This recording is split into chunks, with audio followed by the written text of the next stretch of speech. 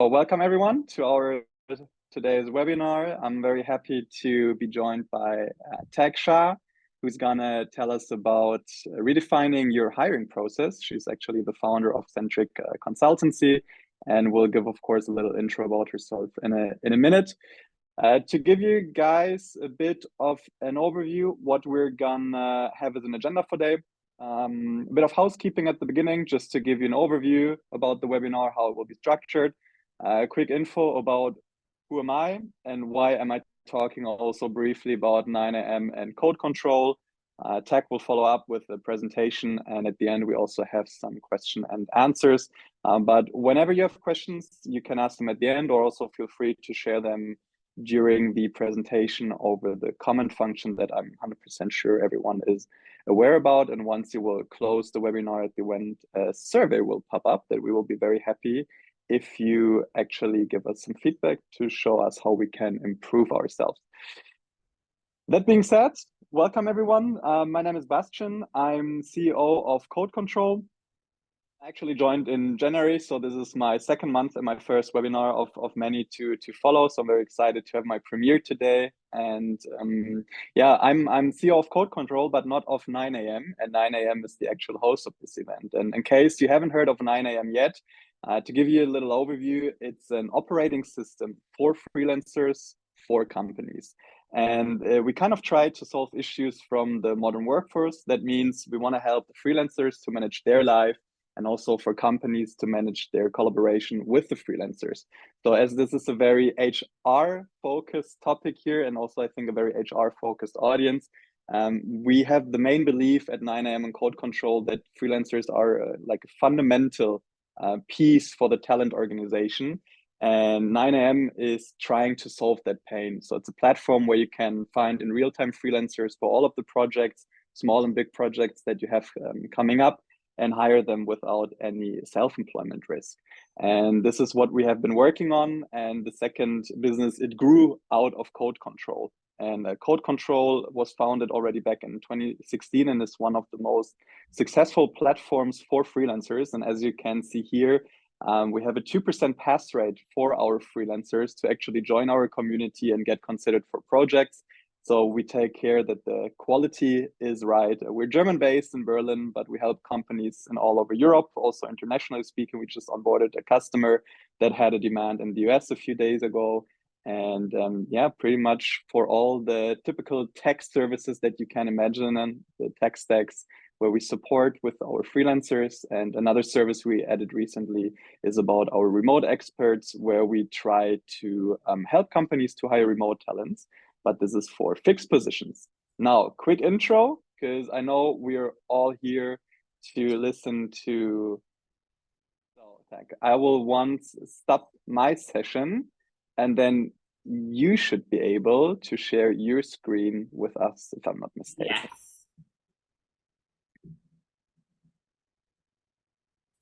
Right. Let me know when you can see it. I'm going to start my session here.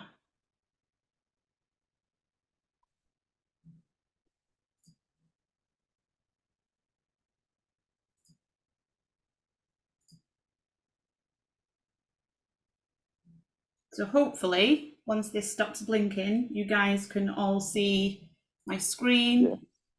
Yeah. Looks good. Sorry, it's a little bit sticky. Don't worry.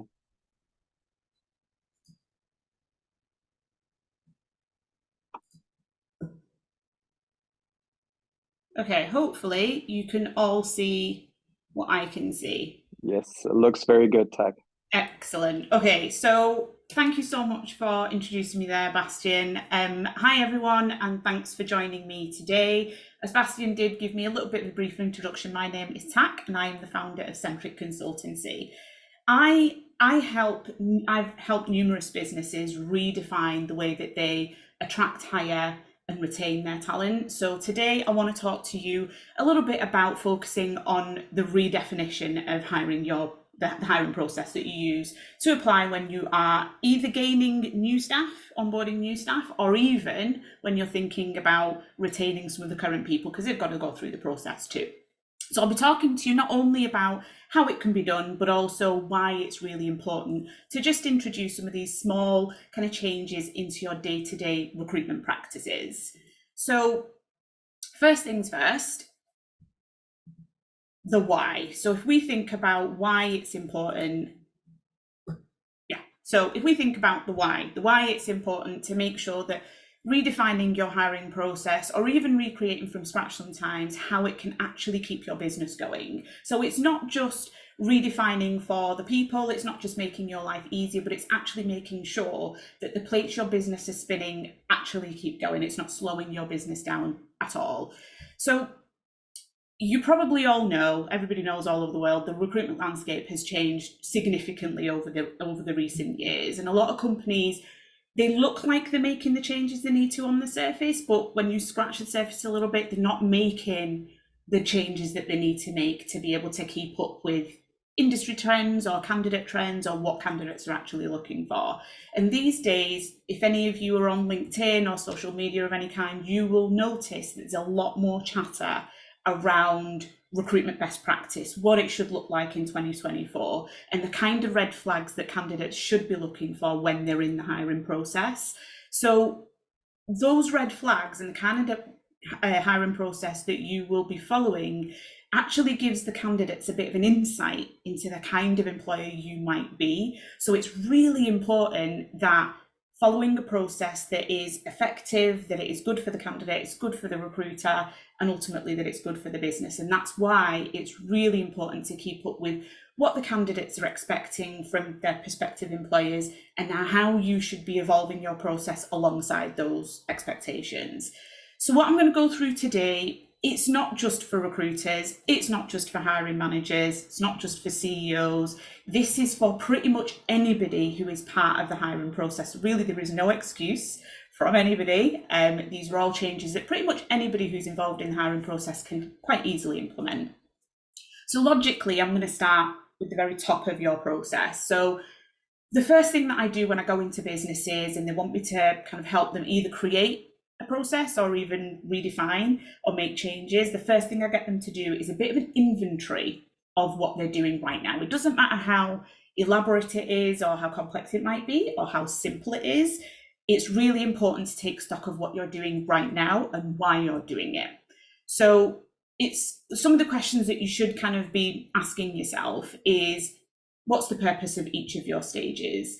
Are they effective for you? Are they effective for the objectives of your business, for your recruitment objectives?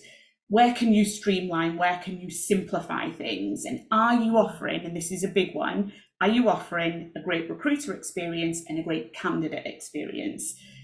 If at any point, when you ask yourselves these questions, if at any point you say to yourself, well, it's just always how we've done it, that is a clear sign that change needs to be made, because how you've always done it could well be part of the problem, okay?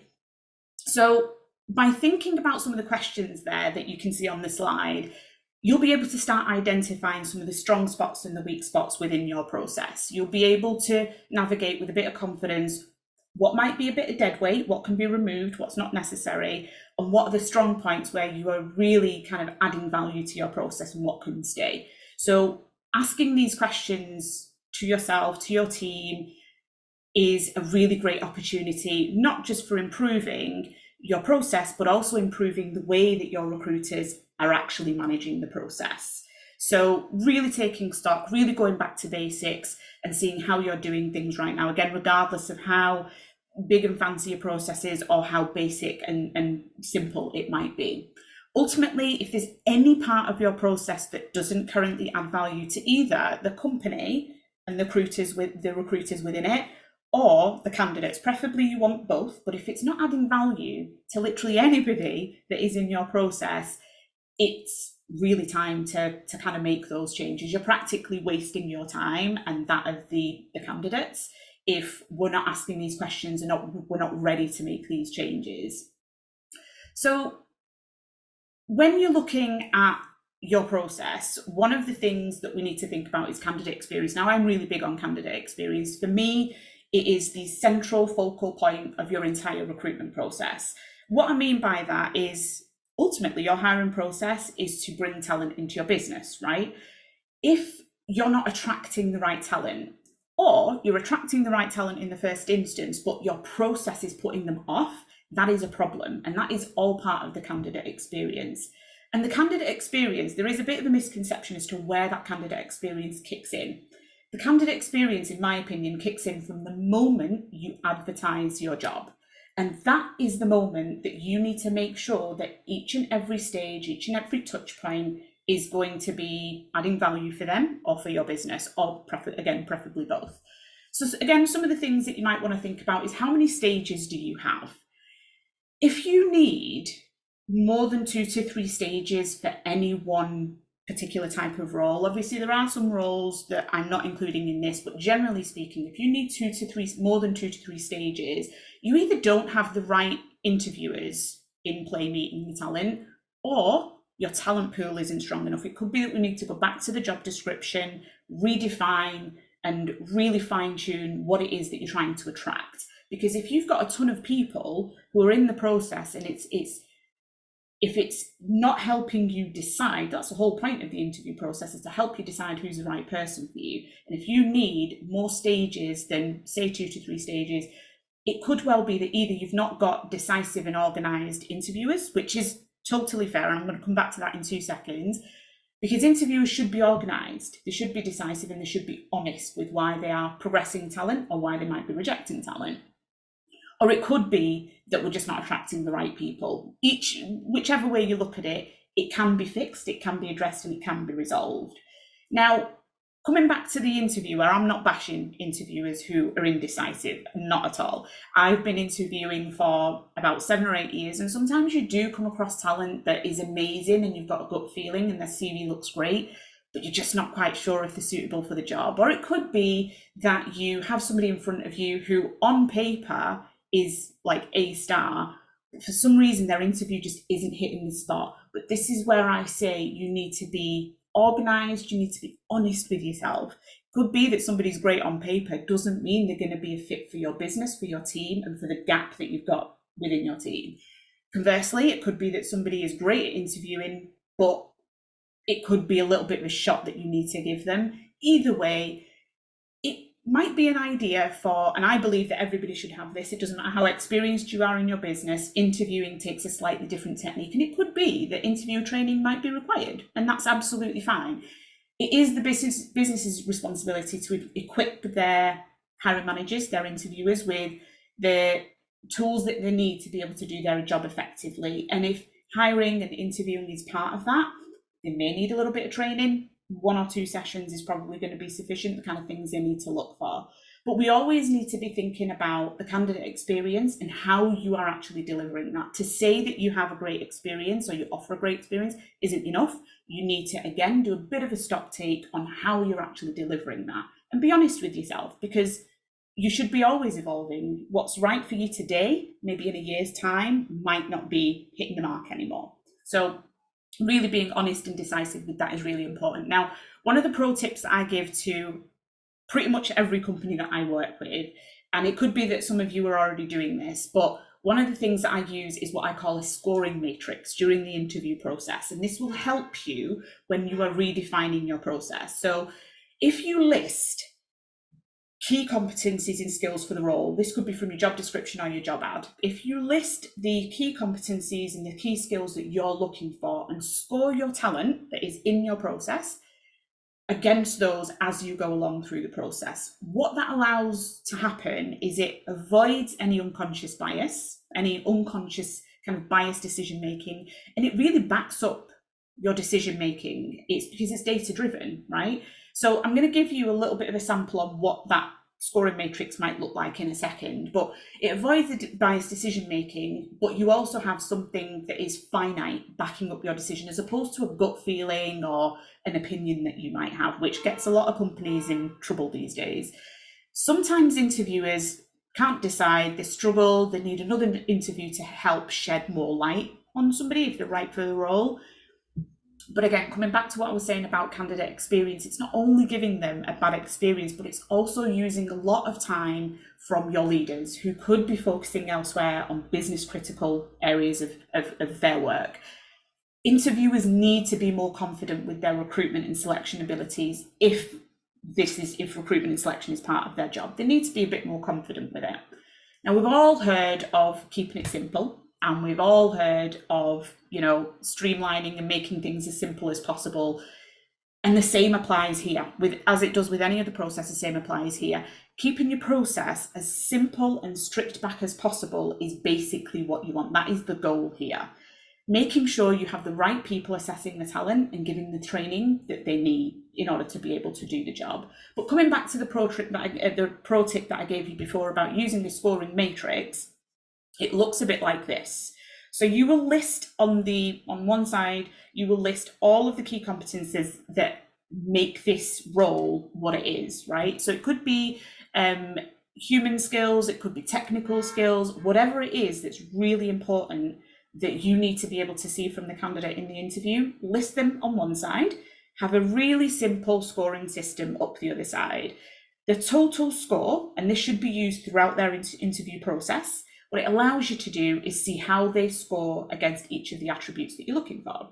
Now, it could be that somebody is, for example, I'm just going to pick something really random here. It could be somebody who is a really professional, somebody who's really passionate, for example. They've got real passion for the job, they're really interested in the role, all of that good stuff. They score really high, but their verbal communication is a bit on the low side. Now, you need to think to yourself, it's really great that they've got the passion, but do I really need the verbal communication? Is it something I can work on? Could this be something that I could train and develop them on? Or if it's a deal breaker, you can see it instantly. This is a deal breaker. They've scored a really low score. Is it something I can work with or not? And you can start having those honest conversations without adding more stages to your process unnecessarily. It also, because the next stage might be somebody completely different, as it should be, you hand this document over to them so they can see how they have scored, how they've fared, and it allows them to maybe, in the second interview or the final stage interview, drill a bit deeper on where they're lacking. Is it nerves in the interview? Is it lack of preparation? Was it just a bad day for them? Or is it something that we may need to, again, work on? Or is it potentially a deal breaker for this candidate? Having something like this help you score people, it avoids the need to revisit and ask the same questions or revisit a candidate more times than you need to than is necessary. It allows for a more fair process to be followed, and the decision making again is more data driven. And what's more important, because everybody talks about feedback to candidates and how there is a big problem in candidates not getting the feedback they want, it helps you give tangible feedback to the candidate. I've done this throughout my entire career whilst I've been working for other companies, whilst I've been helping other companies, and it's always been a valuable tool because you can say to them, here is something tangible, how you performed. It's not just a conversation. If they want it, the document, they can even have it because they are entitled to it. So I definitely think that something like this should be incorporated in every process. Not only does it make it simple, not only does it speed things along, it removes bias, it removes the hunch, the feeling that somebody might be right or wrong for the role. It allows us to dig a little bit deeper. And if that candidate is successful, it allows us to start on a good foot with them and say, during your interview, you noticed that you were a bit nervous. I want to help you with your confidence. I want to help you build that a little bit more. And I want to work with you on that. So it can really help with onboarding and their probation period as well. So it's a really great tool for your process and beyond. So that kind of helps me segue quite neatly into collecting data as part of your hiring process. Now, I don't love data, but I do swear by it in the sense that it is so magic for reviewing your recruitment practices and identifying where in your recruitment practices you're falling down.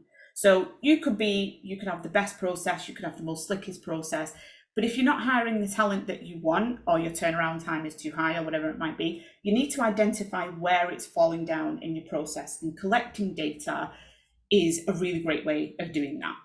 It helps you realize how many touch points you have in your process, which is really important, the time that it's taken you to hire, and the overall cost as well. Now, the average cost in the UK per hire is about £3,500 to £4,000 per hire. It is insane. Now, That doesn't even include recruitment fees. So if you've got agencies working for you as well, and they place somebody for you, add their pretty little invoice to that cost, and you'll find that recruitment is starting to cost you a lot of money. Not a lot of companies that I've worked with anyway collect data around their recruitment practices, and I do find that quite surprising. But when they do, they are really shocked at the amount of time they spend on recruitment, and therefore the amount of money they spend on recruitment.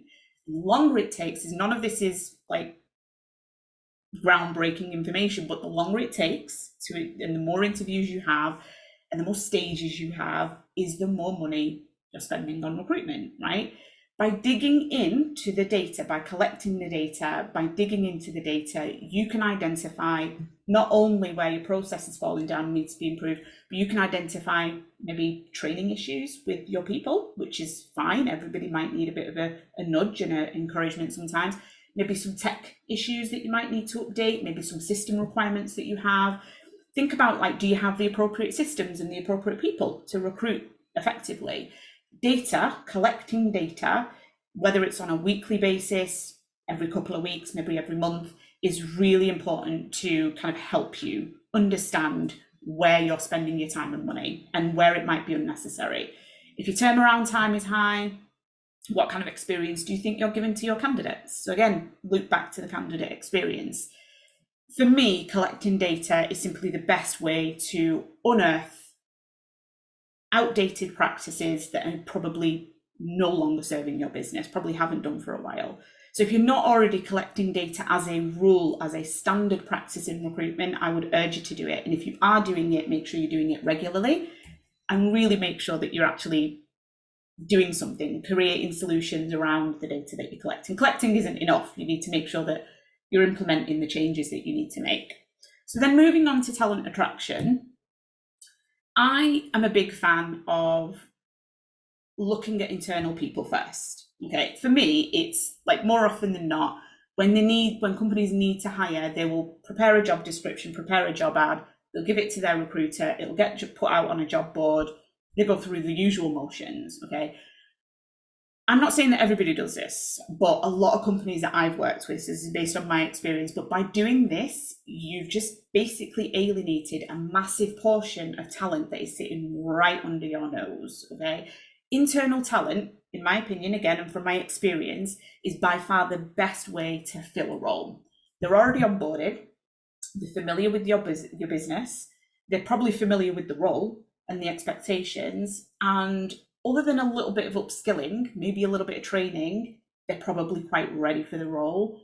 What this does is, by looking at internal talent that is appropriate to move along into a different role, into a new role that you might have, it rapidly decreases the time to hire, especially for business critical roles, and therefore decreases the cost per hire, saving the business a ton of money. I've just given you the maths on how much we're all spending on recruitment. If you pluck somebody from one team to another that's ready for that change, that progression, that's going to save you a lot of time, it's going to save you a lot of money. One of the major benefits to this is employee engagement. Now, at some point in the process with your current talent, when you onboarded them, you probably promised them career progression, professional development to them when you were hiring them. So hiring internally is a great way to stick to that promise if they're already on track to kind of go into that role. So if they're already en route, this is a great way to stick into that promise, and it heightens that employee engagement.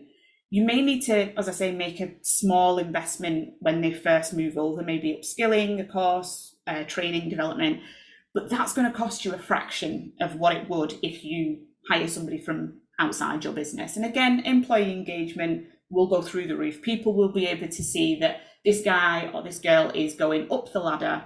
It was promised to them, they've gone up the ladder, they've invested, they've developed in them. And it's a great way then to market that you are an employer that recognizes and rewards your people, and that you're an investor in people, so that when you are eventually looking external, that's a story that you can tell them. I've done this, again, a million times, where I have said to people, a lot of people ask me as a recruiter, is the progression development, what does that look like? And I can easily say to them, well, person X has been here for a year. This is their journey. This is their story. And that could be you. Development is in your hands, but that could be you. It's been done 1,000 times. And it's a great story of inspiration. These are the things that really matter to today's talent. This is what they want. They want progression, they want development, they want all the other benefits too, that's great, but they want to know that their career is going somewhere, and that what you're telling them, the picture that you're painting them, is real, and that it's been done before. So they want you to take a chance on them. They want the opportunity, but even better if you're prepared to invest in them and in their progression. So word does get out. You know, I don't know, like, if you've ever experienced this, but people do talk, candidates do talk, and employers who practice what they preach. So a referral scheme might also be a great way to attract talent by the people you already have on board. Once you have your internal moves on track to progress, you can then recruit their backfill, right? And that's the people that you bring in internally. So there's a couple of different ways that you can attract talent. So internal talent, external talent, referral scheme. So do you have a friend who does what you do? Do you know somebody who might want to go into this role? Again, it cuts down time. It definitely cuts down your costs. I've done it again 1,000 times, and it's always a great story. It always ends really well. So think about where you can promote, second, upskill, train, develop, bring somebody else in, friend of a friend. These are all great ways to attract talent that ultimately will save you time and money. That's the ultimate goal in business, right? One of the other things that I want to talk to you about very quickly is the looking beyond the CV. So recruiters and hiring managers need to get into the habit of looking beyond the CV. The CV is a great way of knowing the basics of an applicant's suitability for a role. Okay, it tells you their experience, their background, maybe even some hobbies. But we all have so much more to offer than what we've condensed to fit onto 2 pieces of paper. That's what we need to be looking for. That's where the talent often gets missed, because the CV doesn't quite hit the mark. I'm not encouraging everybody to literally go out and call every single person that's applied for a job. We'd never get anything else done. But I am encouraging you to look beyond what you see on a piece of paper. If you can see a little bit more, give yourself the time to do that. And I know that recruiters, we don't have a lot of time. We've got to move fast. It's a very fast-paced environment. I understand that. But it does only take an extra, not even a minute, to think like, is there something here? Now, I'm not discounting people that have years of experience and who have put hard graft into getting to where they are now in their career. What I also don't want to do, I don't want discounting those people, but what I also want to do is look at people who are interested in their untapped passions. What have they done? What have they not done that they really want to do? Where can we help them get to where they want to be? Is there something in their background and their experience that shows us that they may be the right person for this role? That does require taking a shot. Now, past experiences. This is the thing with past experiences, and some of you may know exactly what I'm talking about, but they are subjective. So what one hiring manager wants, they will see as invaluable from this person. But what another hiring manager wants, they may see this candidate as not quite relevant for the role that they're recruiting for. So it is a little bit subjective, and they also represent past experiences. And I always find it funny when people say, but they've done this and they've done that. Past experiences is what that candidate has brought to somebody else's table. It doesn't represent what they'll be bringing to your table. So future potential is all about what they'll be bringing to you and how you can be an asset to each other if you were to kind of synergize. Bringing somebody who may be a little green in some areas but has the right attitude and energy is sometimes going to be a lot better than somebody who's experienced, stubborn, and maybe has a less willingness to learn. And that's through nothing more than their background and their experience in where they've come from. So you may need to make short-term investments to bring them up to speed or to upskill them, but the return on investment sometimes is really worth it. I've been here with one of my other clients. He was really green. He had no cybersecurity experience, but he built a lab at home. He built a lab of himself at home, and he was doing lots and lots of self-learning. And we ultimately gave him the job within the first month. We trained him up to this level that we needed him to be, and now he's flying. And he's in a much more senior role because the trajectory that we offered him and the support we offered him in return for his passion and willingness to learn is exactly what we needed, and it was just a perfect fit. Now, having said all of this, I'm going to put a disclaimer, because recruitment is always a risk, regardless of who you hire. Doesn't matter how experienced they are, doesn't matter how green they are. Recruitment will always be a risk. And that's something that I will say. When I say look beyond the CV, I don't mean just hire anybody and everybody. I'm encouraging you to just open your mind a little bit. That's all. Every hire is going to be a risk, and there's nothing we can do about that. But opening your mind might expose you or show you talent that you may have otherwise overlooked. That's all. So just give it a little bit of thought before you dismiss it. So one of the last things that I want to talk to you about is touching lightly on social media. Now, this is magic for attraction strategy. The opportunities are endless on social media, whether you like it or not, whether you believe it or not, whether you want to get involved or not. Social media is here, and we do have to be a part of it, especially with recruitment. You can use it in so many different ways as part of your process. You can advertise, promote your jobs, promote your culture, encourage your employees to get involved and talk about what it's like to work for you. You can market your business, obviously your products and services, which I'm sure you already do, and show the market, show the job market how you are an employer of choice. Social media will do that for you in a way that your website maybe can't, or a job ad can't. So it's how these days social media is literally what we use to connect with each other. It's a great way for you to connect with your target audience, which is candidates and the right type of talent, and for candidates to then in return research whether you're the business they want to work with. And if you do this consistently, regardless if you're hiring or not, you'll be building a brand in the process. You'll be building a little bit of following, so that when you do need to hire, you've already got a little bit of a target audience, and you've already got people who are like, oh, I wouldn't mind working for them. They look quite cool, or that looks really interesting, or I want to be a part of that. You've already created that. So rather than being on the back foot with social media, I would urge you to incorporate it immediately, like this afternoon, tomorrow morning. Incorporate it in part of your recruitment process, your recruitment practices. Again, websites are brilliant, but social media makes it a lot easier for candidates to feel your hype for a job, feel your hype to work for them. And so that immediate connection that everybody's looking for is already there, and vice versa. It gives you the opportunity to make an impact as an employer of choice, which is kind of what we all want to do. So allow your people to use their social media. Everybody's on it. Use their social media to talk about, a day in the life, what it's like to work for you, social events, that kind of stuff. It'll help with talent attraction, employee value proposition, and your culture, driving it forward. There's loads of different ways that you can use social media for recruitment, but we can always go into that on a different time. I don't want to go into too much detail, but on the last kind of note on that, the only thing I'm going to say is get involved or get left behind, because everybody is doing it. And it's just got to be a part of what you do now. So just to kind of summarize, it's never been more important to have a recruitment process that's flexible, adaptable, and importantly, evolved. Candidates can get more and more picky, and they've got higher and higher standards than ever before, what they're looking for from their potential employers. It is on us as recruiters to make the best impression and to give them the candidate experience you said you were going to give them every single time. We talk about it a lot, we talk a good game, but do we actually deliver during the hiring process? And that's what we need to be focusing on. Regularly reviewing your why am I doing this? Why are we doing that? What are we getting out of it? If the way you've been doing it no longer serves you, no longer serves your objectives, redefine. It's okay. Like, all you're doing is changing. You're just evolving.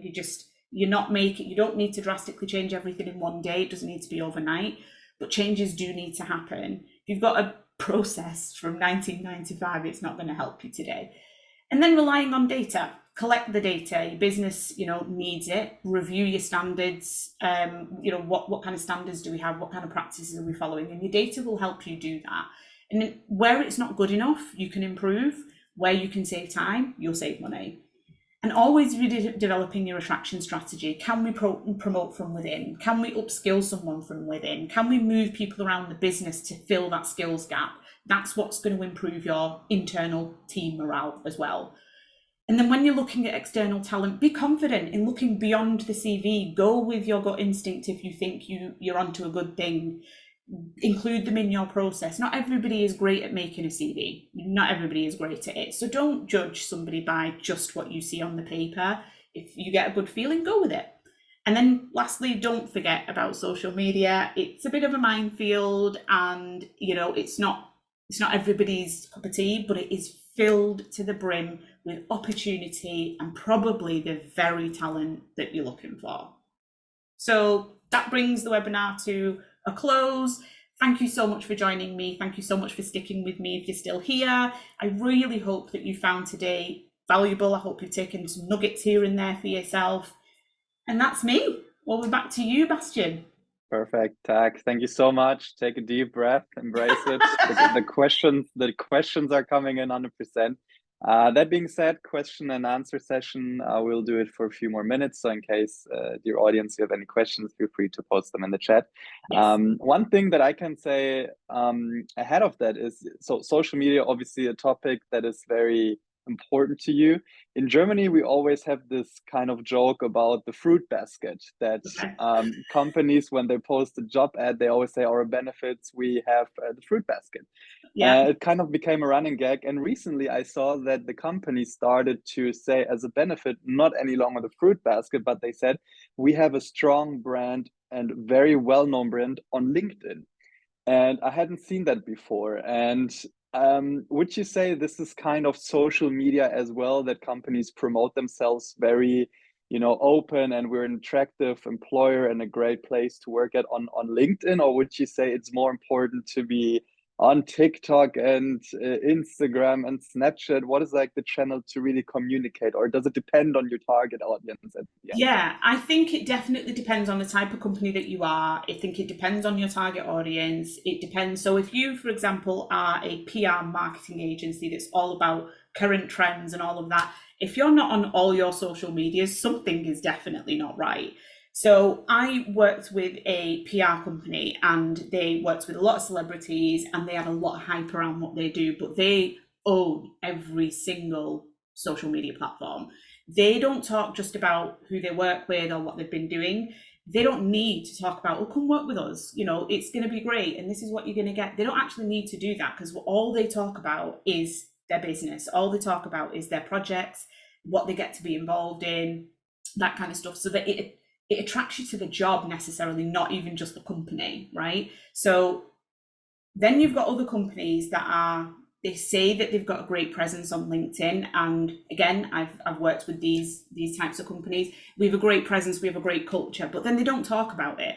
They post, if you look at them, you then navigate onto their social media, and all they talk about is the tech products that they sell and the services they offer to their customers. They don't talk about the culture that they've talked about in their job description. So what you want to do is you want to make sure that the hype that you've created on your job ad and what's on your website mirrors your social media, because if it doesn't, there is a disconnect. Younger talent, especially younger talent, is going to go to your social media first. If you don't have a presence, what's going to happen? They'll probably not have enough to go off. They may not be as interested as quick. And this is specifically to younger talent. So I think you've really got to be careful about what you say you're doing if you're not following through. And if you say, we're really present on social media, but you're not actually getting it, then get a social media consultant, or get a social media manager, or get your marketing team involved. I think so many different ways of doing it, but it's got to mirror. It's got to make sense. And as the audience, I'm sure, is still typing because we haven't received any questions. So once again, if you have any, feel free. I will jump in with one more question. The scoring metrics you talked about. I found that very interesting, because my experience and observation is it often relies on the gut feeling or the personal impression that people have. So quite frankly, why don't more companies use this kind of metrics to really evaluate a candidate, and that they can also share it internally, maybe with other people who weren't part of the interview process, but they want to have their feedback? Why is this still something that is so uncommon? I think for me, the reason why it's so uncommon is, and I could be wrong in saying this, I could be kind of out of line for saying this, but I personally believe that these kind of, creating these documents and making sure you've got the right backing for your process and your decision making, it takes time, it takes effort, and a lot of people just don't have the time to create this kind of stuff. It could be a lack of knowledge, it could be a lack of resource. Recruiters have got so much of a task themselves as it is, without then saying, can you create something that's going to help everybody else with the decision making process? So I think that some of it can be a lack of resource, time, maybe knowledge, but also I think that people think that it's better to go off their gut instinct, that it's more fruitful, that it's more human to go off their gut instinct and their hunch on this person. And I don't disagree, but the difficulty with that, or the risk of that, is the bias. So, if you've got two people in an interview where, they're talking about football, I don't care about football. Like, I'm not into football in the slightest, but a colleague of mine who's really into football, they hit it off, they're talking about it, they get on really well, they have this banter going. He's naturally going to like him a lot more than me. I say him, it doesn't necessarily mean a him, but they're naturally going to like the candidate probably more than me because they've built a rapport over something. But that's got nothing to do with the job. And so what having a scoring matrix might do is remove kind of these biases that you have when you think that it's your hunch, you think that it's your instinct, but it's actually led by maybe a bias or two here and there. And that's what this scoring matrix does. Right. It removes that a little bit safely. Just keeps Right. you safe as an employer, that's all.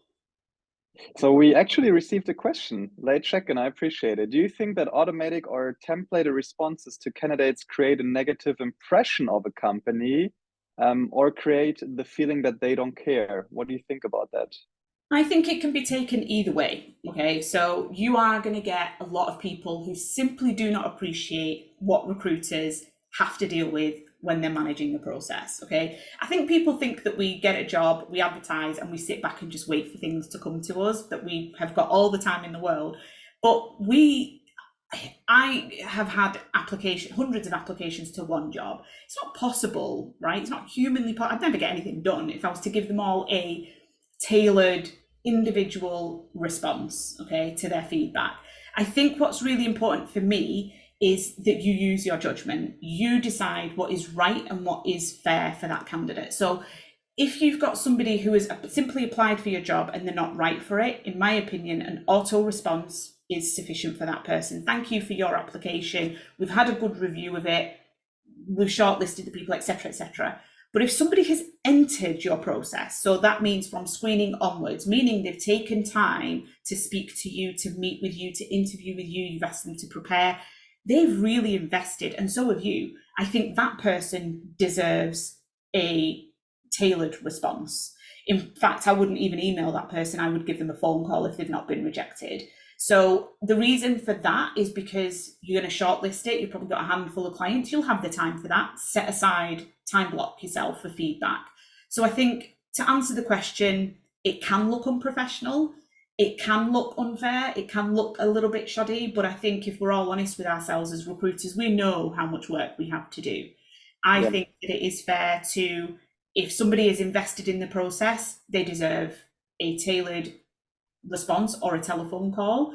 But anything outside of that, I think a fair auto response is, it helps you and it gives them something. But always give them the opportunity. If you want to have a chat, let me know and we can arrange a call. I think that's always important, to give them the opportunity. Most people don't want it, but it's nice to offer it. Okay, then let me give you a very tailored thank you for your presentation and for taking the time. I would say it's a wrap. Thank you so much, Tak, and thank you to the audience for joining us. In case you have any questions about Tak or Call Control 9 AM, feel free to reach out on LinkedIn or Xing or any other social media platform that we're all on. So I think there were a lot of key takeaways today, and we appreciate your time. So thank you very much, guys. Take care. Thank you so much. Goodbye. Thank you. Bye-bye. Bye.